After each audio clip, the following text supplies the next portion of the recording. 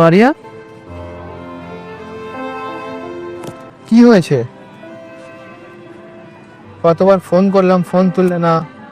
বাসায় কল দিলাম, মাসি বললো সে তুমি কখন বেরিয়ে পড়েছো। ফোন ধরার আর দরকার মনে করি নাই। তোমার সাথে আমার আর কোনো কথা নাই। মানে এমন কি হয়েছে যে আর কোনো কথা নেই? কি হয়েছে সেটা পরিষ্কার করে খোলাখুলি বলবে তো?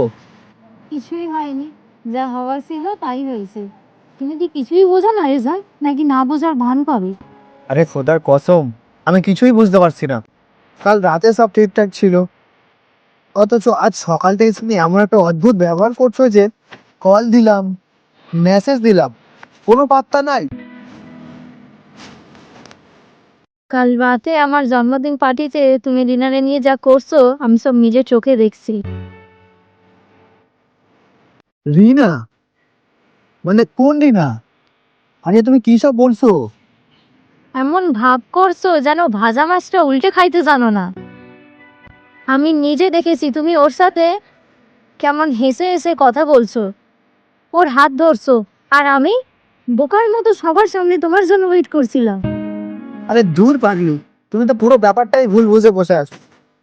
রিনা তো আমার খালাতো বোন, আর ও কাল ওর হাজবেন্ডের সাথেই এসেছিল।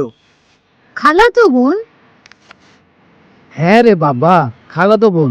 সুমন তো আমার ছোটবেলার বন্ধু। তুমি পার্টিতে নিজের গেস্টদের নিয়ে এত ব্যস্ত ছিলে যে ওদের সাথে ঠিকমতো আলাপ করিয়ে দেওয়ার সুযোগই পাইনি।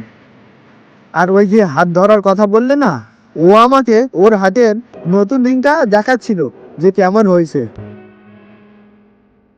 আমি জাস্ট হাতটা ধরে দেখছিলাম আর বলছিলাম যে সুন্দর হয়েছে, ইচ্ছে বেশি আর কিছু না।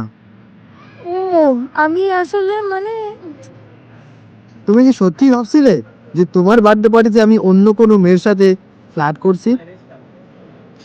ফারিয়া, তুমি আমাকে এতদিনই এটুকুই চিনলে? আমার খুব খারাপ লাগছিল রেজা, যখন তুমি ওর হাত ধরে হাসছিলে। আমার মনে হচ্ছিল তুমি হয়তো আমাকে আর গুরুত্ব দিচ্ছ না। রাগের মাথায় উল্টা পাল্টা কিছু ভেবেছিলাম। আমি আমি আসলে একটা গধে। দুর্বোকা, নিজেকে দাদি বলছো কেন? ভয় ছিল বলে তো এত কষ্ট পেয়েছিলে। কিন্তু আমাকে একবার ডাকতে পারতে না? এভাবে সবার সামনে থেকে হুট করে চলে আসলে আমার কেমন লাগে বলো তো? সরি রেজা, আমার আসলে তোমাকে আরেকটু বিশ্বাস করা উচিত ছিল। এই তো লাইনে আসছো। সম্পর্কটা বিশ্বাসের উপর টিকে থাকে ফারিয়া, সন্দেহ করলে দূরত্ব বাড়ে। আর কোনোদিনই এমন হবে না, প্রমিস। স্বপ্নে তার সাথে হয় দেখা,